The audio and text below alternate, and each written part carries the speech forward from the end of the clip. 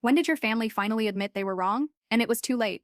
You know that moment when your family finally admits you were right, but you feel absolutely nothing? Yeah, that's me.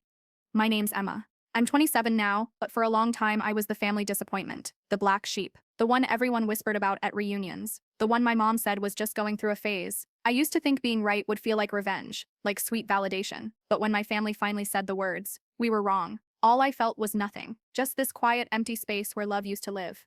I grew up in a small town in Tennessee, where reputation was practically a religion. My mom, Linda, was the queen of appearances, always smiling for the neighbors, baking cookies for church events, making sure the Walker family looked blessed and wholesome.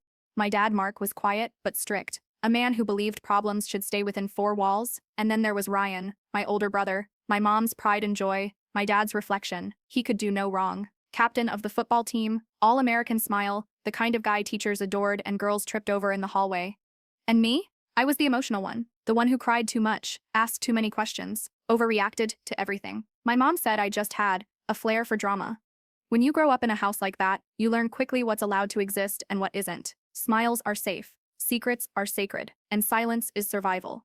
My best friend Chloe was basically family. She lived 2 blocks away and spent most of her time at our place. My mom used to say, "If I didn't know better, I'd think you two were sisters." Chloe was the kind of girl who could make you laugh even when your world was falling apart. But one night, one goddamn night, everything changed.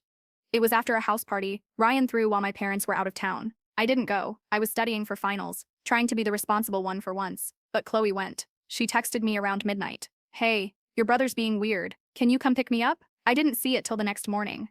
When I called her back, her voice was broken, quiet, shaking, not like her at all. She said she didn't want to talk about it, that she was fine, but I knew her voice. I'd known it since we were 10. Something was very, very wrong. I drove straight to her house. She was sitting on the porch steps, hoodie pulled over her head, staring into space. When I sat next to her, she looked at me and whispered. I told him to stop. For a second, I couldn't even process it. Then it hit me like a freight train. She was talking about Ryan, my brother, my perfect, charming, untouchable brother. My mind went blank. I didn't even remember the drive home. All I knew was that something inside me broke that morning. The image of my perfect family, the trust I'd had since childhood, gone in an instant. That afternoon, I confronted Ryan in the kitchen. My voice was trembling, my heart pounding so hard I thought it might crack my ribs. I said, "Chloe told me what you did." He just leaned against the counter, smirked, and said, "You always did love her drama. You really believe that crap?" I felt sick. I wanted him to deny it with outrage or guilt, or something human, but all I saw was arrogance, confidence, like he knew he'd get away with it. I ran to my mom, shaking, crying, begging her to listen. "Mom, Ryan, he hurt Chloe. She told me everything. Please, we have to do something." But instead of shock or concern, I got that cold, controlled expression she used when she was about to destroy someone politely. Her voice was steady. "Don't you dare spread lies about your brother." "Lies," I screamed. "She's my best friend." Mom's face hardened. "Do you have proof? Or are you just trying to ruin your brother's life because you've always been jealous of him?" That word, jealous, it burned. When I turned to my dad, hoping maybe he'd be different, he just sighed and said, "Emma, your mother's right. You don't air family business. You're young, emotional, you probably misunderstood." That was the first time I realized truth doesn't matter in my family. Only appearances do. By the next week, everyone in town knew, but not the truth, their version, that I'd made something up, that I was unstable. Ryan called Chloe a crazy ex-friend who couldn't handle rejection, and my parents. They made sure everyone heard their side first. At church, people stopped saying hi. My mom still smiled like nothing was wrong, but behind that smile she'd already decided. Ryan was innocent, and I was the problem. One night, I came home to find my suitcase by the door. My dad said, "Maybe it's best if you stay with friends for a while, until you can get yourself together." Get myself together. That's what they called it, disowning your daughter because she wouldn't protect your son's reputation. I didn't even argue. I just grabbed my keys, got in my car, and drove away from the only home I'd ever known. As the house disappeared in my rearview mirror, I remember thinking, maybe they'll realize how wrong they are, maybe they'll call. They didn't. Not for weeks, not for months, not for years. And that's when I learned the cruelest truth of all. Sometimes your family would rather lose you than admit they're wrong. I used to think the worst pain in life was losing someone you love. I was wrong. The worst pain is watching the people you love choose to believe a lie, just because it's easier than facing the truth. After I left home, I spent the first few nights in my car, parked behind an old diner off Highway 76. The air smelled like grease and rain, and I kept replaying the last words my mom said to me. "Don't come back here until you're ready to apologize." Apologize? For what? For telling the truth? For defending my best friend? Meanwhile, Ryan's life went on like nothing happened. My cousin sent me a picture from Facebook, him smiling at a barbecue, his arm around some new girl surrounded by family who used to call me our sweet Emma. It felt like I died, and they were all attending my funeral, except I was still alive to watch it. Chloe stopped answering my calls. I don't blame her. She'd been through hell, and I think seeing me just reminded her of everything she was trying to forget. So I did what you do when you've got nothing. I started over, found a part-time job waitressing at a dive bar, slept on a coworker's couch, and tried not to think about how I went from honors student, church volunteer, hometown sweetheart to the liar who tried to ruin her brother. But small towns have long memories, and gossip there spreads faster than wildfire. Every time someone recognized me, at a gas station, the grocery store, the laundromat, I saw the same look, pity mixed with disgust, like I was contagious. Then one night, I got a text from a number I didn't recognize. It just said, "You think anyone believes you? You ruined your family for nothing." And underneath it, a picture of my parents' house, taken that night. My blood went cold. I could see the porch light on, the familiar shutters, the same wind chime my mom loved. Whoever sent it knew where I was, and they wanted me to know they were watching.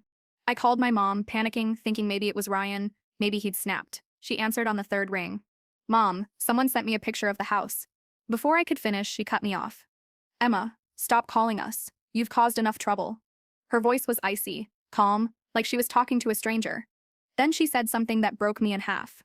"You're not part of this family anymore. Please don't embarrass us further." Click. That night, I sat on the bathroom floor of my coworker's apartment and sobbed until I couldn't breathe. It wasn't just grief, it was betrayal at the cellular level, the kind that changes how you see the world. Weeks passed, I stopped eating, I stopped talking. I went to work, came home, and stared at the ceiling, wondering how one truth could cost me everything. Then came the news I wasn't ready for. My dad had a heart attack. He survived, but no one told me. I found out through a mutual friend who texted, "Hey, I'm sorry about your dad, hope he's okay." That's when it hit me. They hadn't even thought to tell me. My own father could have died and they would have just carried on pretending I didn't exist. Something inside me hardened that day.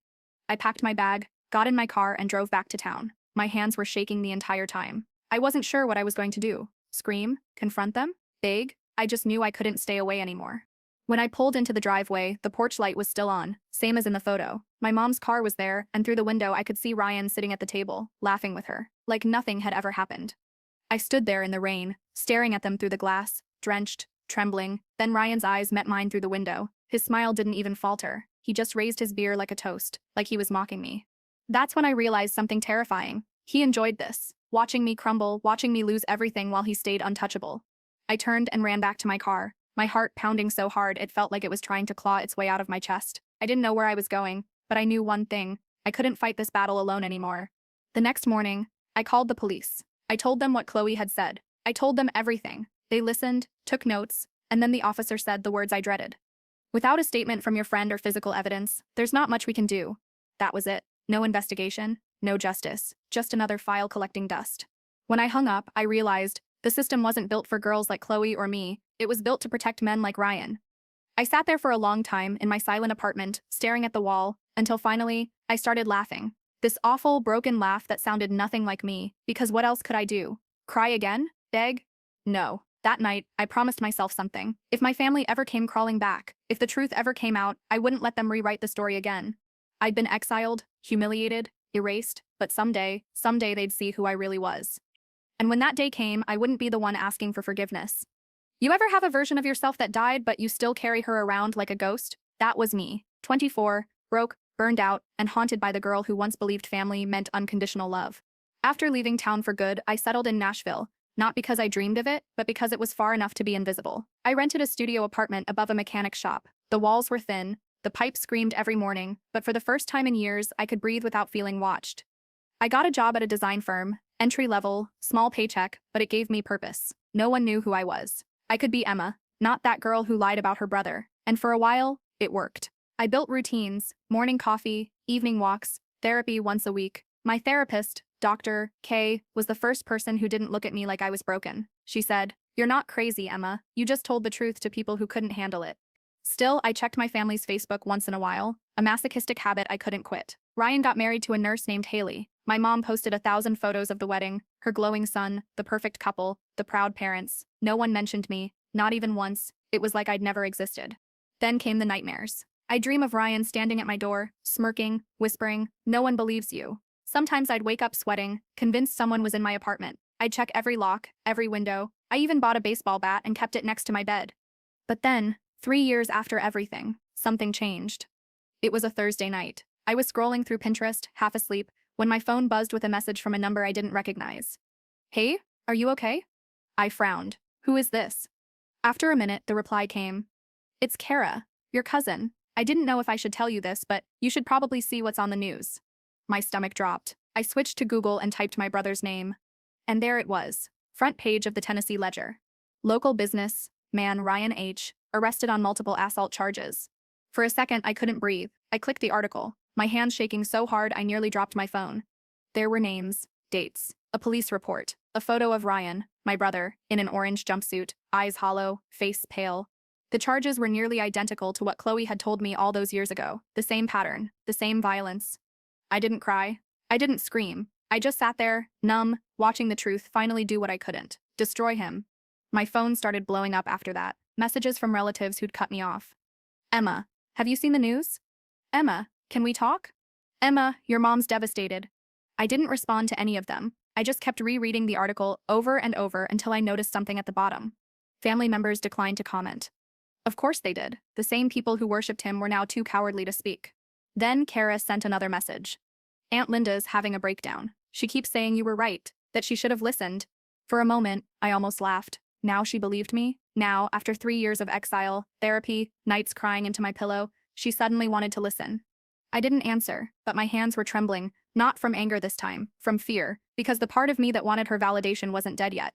That terrified me more than anything. Over the next few days, more details came out. More women, a pattern that stretched back years. My mom tried to bury it, but there was no stopping the truth this time. News channels ran it for days. People from my hometown flooded social media with thoughts and prayers, pretending they hadn't once called me crazy. And then came the letter. It was hand-delivered, no return address, just my name on the envelope. Inside was a single sheet of paper in my mother's handwriting. Emma, I don't know how to live with myself. Everything you said was true. I see that now. Please, please come home. I can't lose you too. There was a stain at the bottom, maybe a tear, maybe coffee. I didn't care. Because in that moment, something in me snapped. She couldn't lose me. She'd already thrown me away, and now that her golden boy had fallen, she wanted me back to patch the cracks in her perfect little world. No, not this time. I walked outside, letter in hand, and held it over my stove. Watched the edges curl and blacken. Watched the paper crumble into ash. As the last piece burned away, I whispered, "You don't get to come back now." For the first time in years, I didn't feel powerless. I felt free. But deep down, I knew this wasn't over, because when people like my family lose control, they don't beg forever. They find new ways to rewrite the story. And I had no idea. The next one they'd tell was about me. You'd think when your family finally admits they were wrong, you'd feel vindicated. But you don't. You just feel tired. The week after the news broke, my phone wouldn't stop buzzing. Private numbers, blocked calls, DMs from relatives who hadn't spoken to me in years. My voicemail filled up with half-sincere apologies. Emma, we're so sorry. You were right all along. Your mom hasn't stopped crying. I ignored every single one until the night my phone rang, and I saw her name. Mom? My thumb hovered over the screen for a full minute before I answered. Her voice came out small, shaky. Emma, please don't hang up. Silence.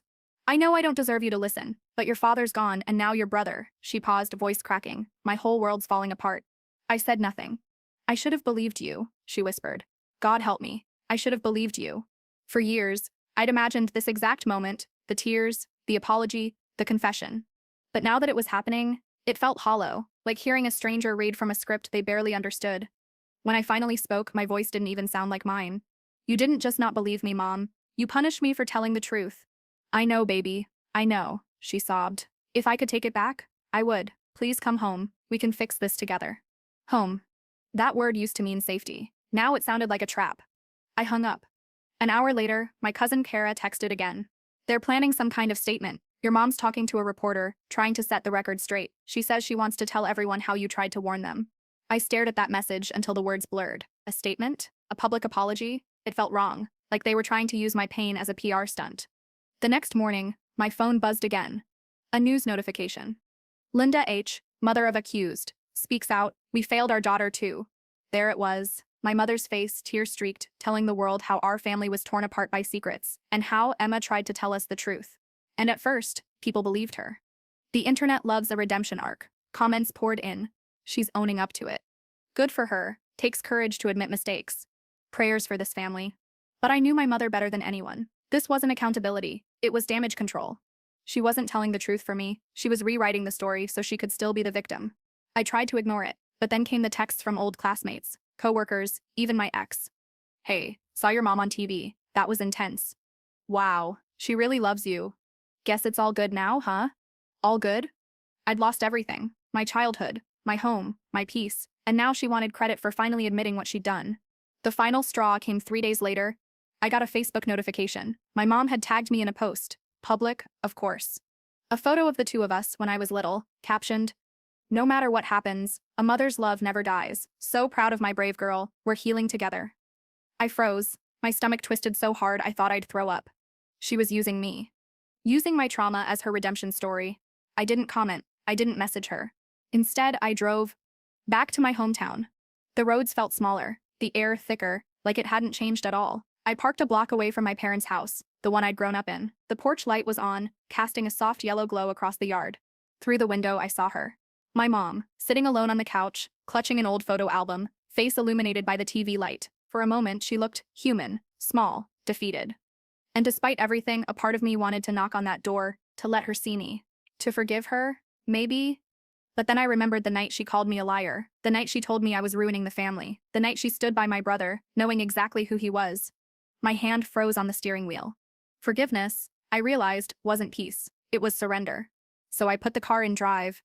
As I pulled away, I glanced one last time in the rearview mirror, and for a split second, I swear I saw her stand up, like she'd heard me. But I didn't stop. Not this time. Because for the first time in years, I wasn't running from my family. They were the ones left standing in the dark. And I finally understood something. You can't heal in the same place that broke you. You know how people say, time heals all wounds? Yeah, they never mention what it feels like to live with the scar. It's been a year since I drove past that house. A year since I decided I didn't need their version of healing. And for the first time in my life, I actually feel free. My apartment in Nashville is small, 1 bedroom, thin walls, but it's mine. No judgment, no secrets, no pretending. I've built something here, piece by piece. A job I love, friends who believe me without needing proof. A man who knows what silence means and never uses it to punish me. I've learned how to laugh again, to breathe again. Then one morning, I'm scrolling through my phone when I see it. A message from Chloe. I haven't seen that name in years. My best friend, the one who started it all. I freeze before opening it. My thumb hovers over the screen like it might burn me. Finally, I tap. He's been sentenced. It's over. He'll serve 12 years. I thought you should know. My breath catches. I stare at the message, reading it again and again, until the words start to blur. Ryan, my brother, my family's golden boy, their untouchable son. 12 years. The world finally sees him for what he is. But I don't feel triumph. I don't feel justice. I feel hollow. Because none of this brings back the years they took from me. The birthdays they skipped, the nights I cried myself to sleep, wondering if I was crazy.